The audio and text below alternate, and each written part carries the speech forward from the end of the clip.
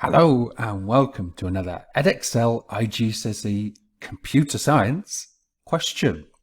We're looking at paper 2. This is part of a series. Question 1 has already been covered. Today I'm covering question 2. I'm linking above to question 1. In question 1 I've gone through some of the details of here, a bit about what the paper is about. So for that information, please see video 1. Today we're going to cover question 2, so we'll jump in and skip straight to it and get started. So here is question 2. For question 2, I'm given some pseudocode, and what I need to do is take that pseudocode and create a Python program from it. So of course I'm given a scenario which I need to read carefully. Anna has a 5-year-old daughter, Beatrix, and a 14-year-old son, Graham. Anna wants to program a guessing game for Beatrix to play on the computer. The program will generate a random number between 1 and 10. Beatrix has to guess the number. Pseudocode contains the logic required to create the game. So here is the logic required to create the game. You can see the comments in there, a bit about what that does. You can see we've got a counter there. We've got generating a random number. We've got a while loop. If she guesses the number, she guesses the number, and if it was too high, she gets to try again. If it was too low, she gets to try again, and it tells her that. And then it says guess again to display if she guesses it wrong. And if she guesses it correctly, it tells her how many guesses she actually took to get that right. So we're going to jump in and go straight into idle and start program. We're actually given a structure for this, which we need to use, and it's called Q02A, and that is in the files that I've linked to in the description. So here is Q02A, and we can see the only code I've got is that from random import star there, and I've got 5 comments. That's telling me where everything needs to go. Initialize variables, print prompt, take user, guess from user, create while loop, report correct answer back to the user. So to help me with that, I've got this logic here. Now this, I don't think, is a particularly difficult question. You do need to know how to use Python, how to set up variables, initialize variables. But apart from that, it's relatively straightforward. Now the first thing I'm going to do is initialize my variables. I'm going to start with this random at the top. Now, for the version of idle I'm using, that isn't going to work. So I need to import random. So I'm going to change that code to import random. Okay, so now I've imported the random function, and I can use that to create my random number that I need. So line 2, set counter to 0. So in Python, that's relatively straightforward to do. I create the variable called counter, and I write counter equals 0 like that. Okay. Now, line 3, set answer to random 9 plus 1. Comment, i.e. a random number, 1 to 10 inclusive. So I need to generate a random number between 1 and 10. So I've already imported random, so I can use that now. And the variable is called answer, and it's really important that if the variable is called answer, that is represented in your code. That's what it's called in your code. So answer equals random dot randint. Okay, random dot random integer. Okay, 1 comma 10. So I need to generate a random number between 1 and 10. Set guess to 0. So that is really simple. Guess equals 0. Now I'm moving down and I'm doing this. Print prompt and take guess from user. And the code I've got is enter a number from 1 to 10 to display, receive guess from integer keyboard. Now in Python we can do that in one line. And what we write is guess equals integer. Really important that you specify it's an integer, because it's going to be an integer. It needs to be an integer. If you don't, you're going to have a problem when you run the code. the default for Python is a string. So specifying it's an integer, make sure that it is an integer that you get as your input, which is really important.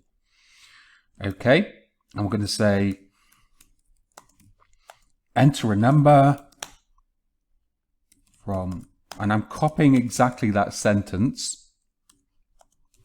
Okay, now close brackets, close quotation marks, close brackets, parenthesis there. Look, I've opened 2 brackets there, 2 parentheses, so I need to close that again. Guess equals integer input, enter number from 1 to 10. So that does in one line what pseudocode does in 2. So I've received the guess from the input integer keyboard there, and it says integer, so I've specified that that's an integer there. So now I can jump straight to the while loop here.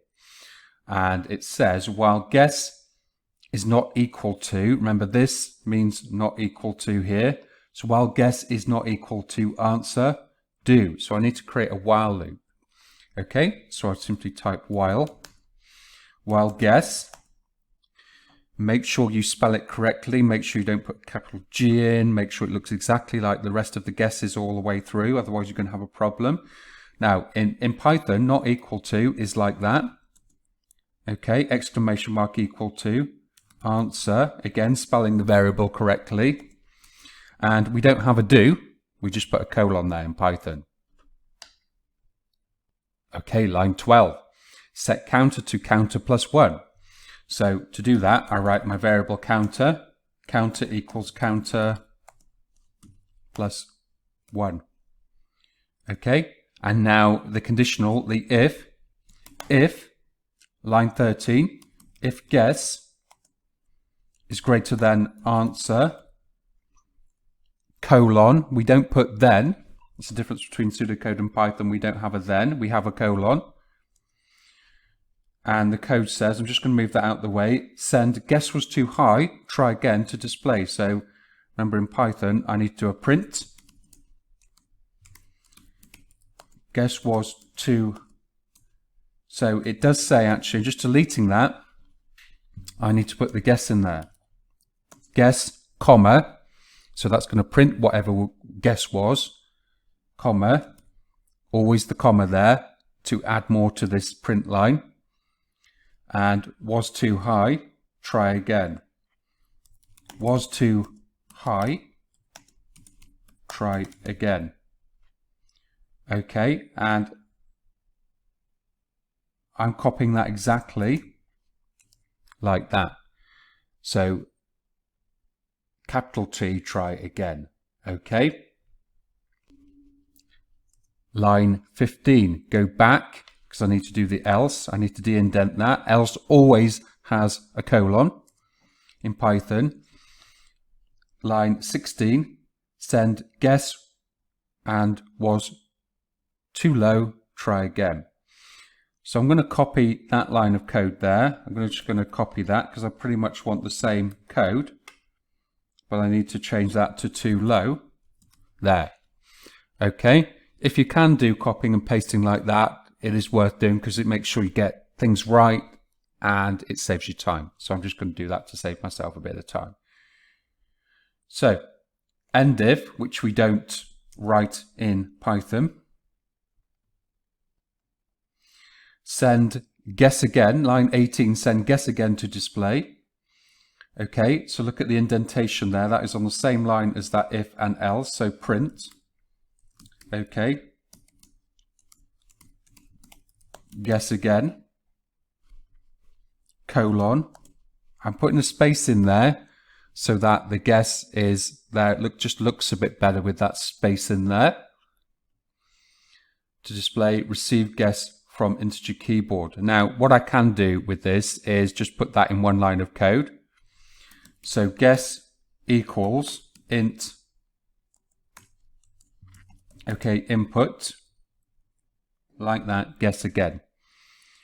You can do that in 2 lines of code, but I'd recommend in your exam that you try and do it, if you can do it in 1 line of code, you do, because it looks a lot better.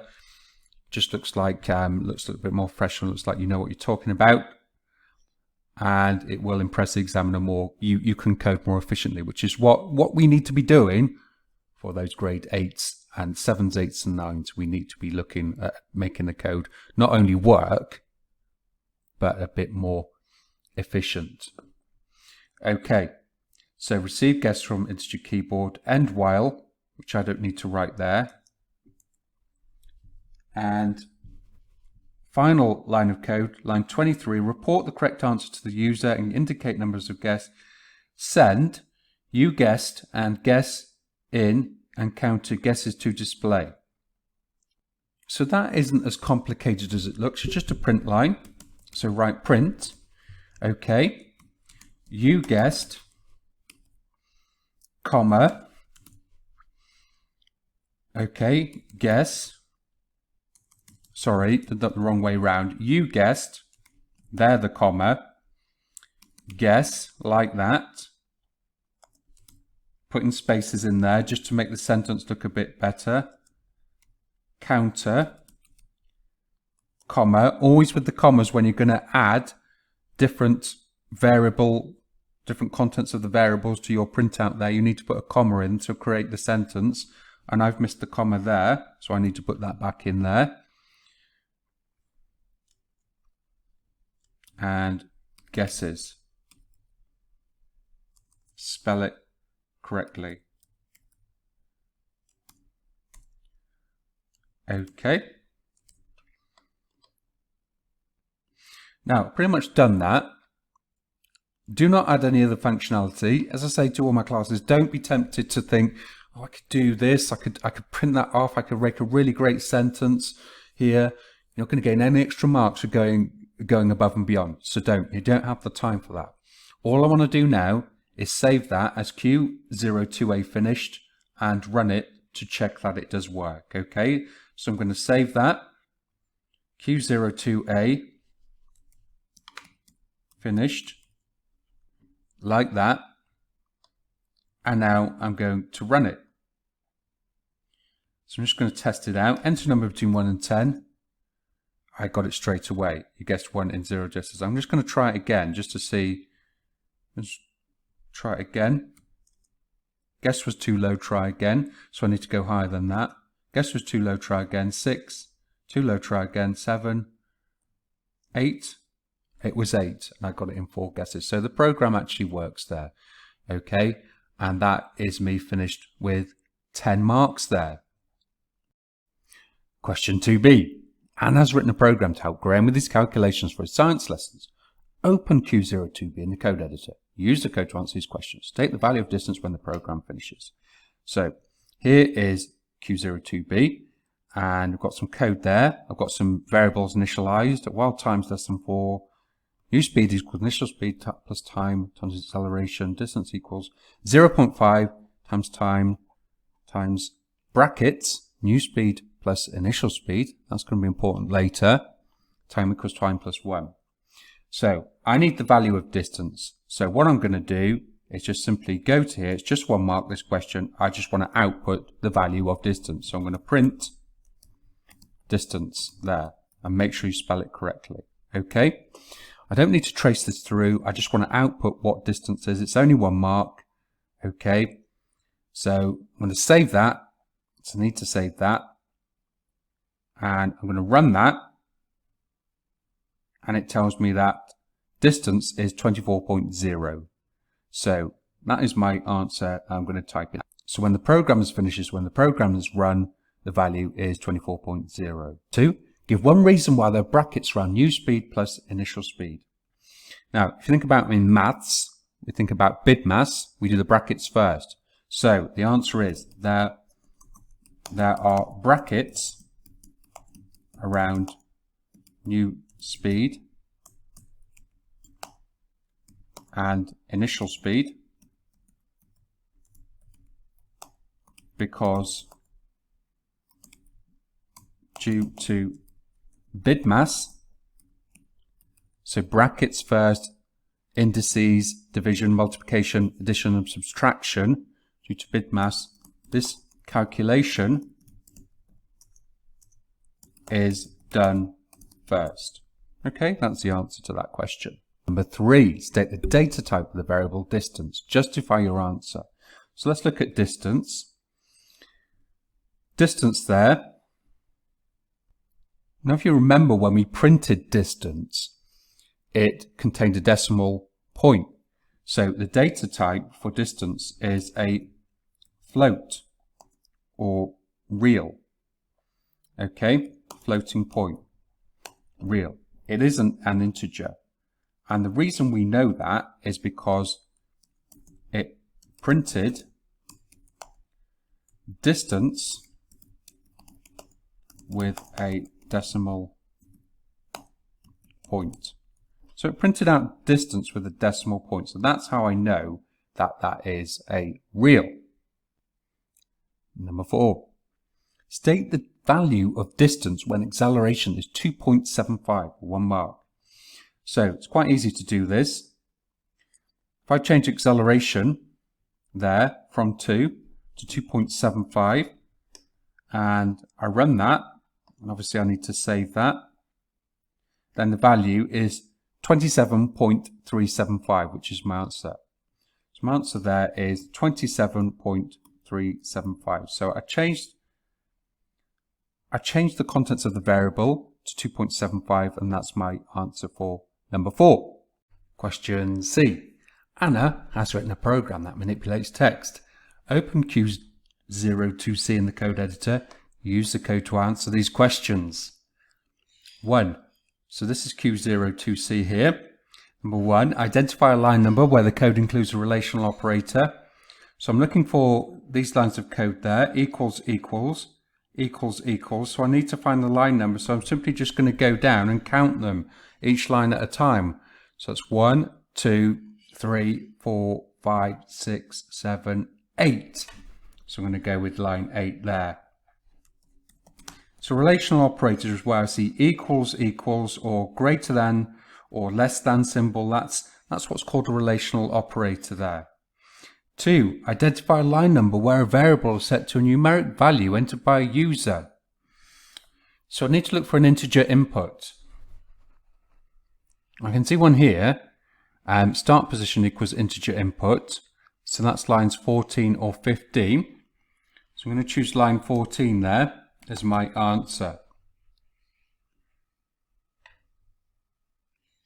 Number 3. Identify the name of a variable passed from the main program to the subprogram. So if we look at this code, look at this line here, new message equals amend message, message start position characters. Okay, so that's calling amend message there, and that's passing these three variables are passed into the function amend message, which is going to return that back. So the answer there is any one of message, start pos, or characters. So I'm going to go with message there. 4. Identify the name of a variable that receives the value calculated by a subprogram. Now, yes, return out message. Out message is returned to the main program, but that isn't the answer. The answer is new message there, which receives the values from the subroutine there, message start position characters. So the answer is new message. Again, make sure you spell out, you put in the correct capital letter there. 5. State the value returned by the subprogram when the input values are educational 3, 6. Now the word is educational. What this program is doing is it's cutting part of that text. So if we count this here, 0, 1, 2, 3. So 3, position 3 would be C there. And then we count 6 from there. So it's 1, 2, 3, 4, 5, 6. So the answer is cation there. And that's all I need to write, because it's amending the message from the start position there and the number of characters. So the message is educational, the start position is 3, and the number of characters is 6. So these are 6 characters from a starting position of 3, and that is the answer to number 5. So for 2 marks then, for number 6 here, what is the purpose of the algorithm? So the algorithm takes an input of some text and then a starting position and number of characters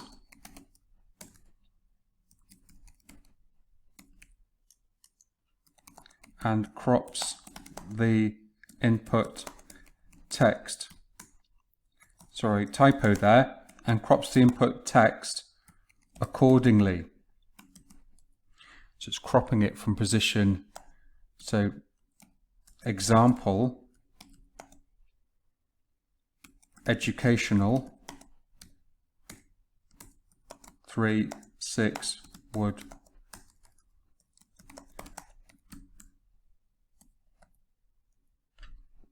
and then I'll just put some quotation marks around that just to spell that out, okay? Like that. So it's taking some text input and it's cropping it.